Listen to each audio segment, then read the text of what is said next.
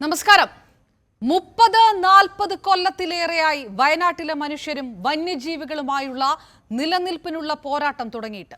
നശിപ്പിക്കുന്ന കൃഷികൾ, വന്യജീവി ആക്രമണത്തിൽ ഇല്ലാതാകുന്ന ജീവനുകൾ, UDF-ഉം LDF-ഉം മാറി മാറി ഭരിച്ചിട്ടും ഇതുവരെ ഇതിനൊരു ശാശ്വത പരിഹാരം ഉണ്ടായിട്ടില്ല.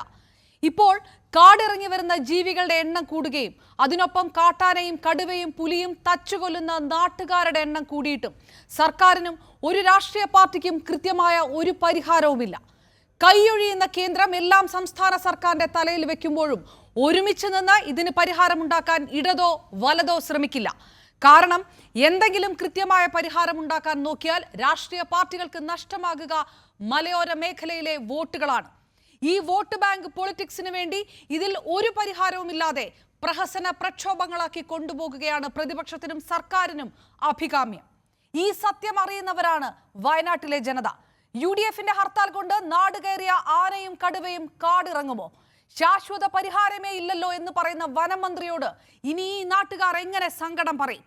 നാട് കയറുന്ന കാട്ടുമൃഗങ്ങളെ പേടിച്ച് നാട്ടുകാർ ഒടുവിൽ കാട് കയറേണ്ടി വരുമോ? ഇനി കൃത്യമായ പരിഹാരം ഉണ്ടാക്കാതെ ഇങ്ങനെ വയനാട്ടുകാരെ പറ്റിച്ചുകൊണ്ട് മുന്നോട്ട് പോകാൻ LDF-നും UDF-നും ലജ്ജ തോന്നുന്നില്ലേ?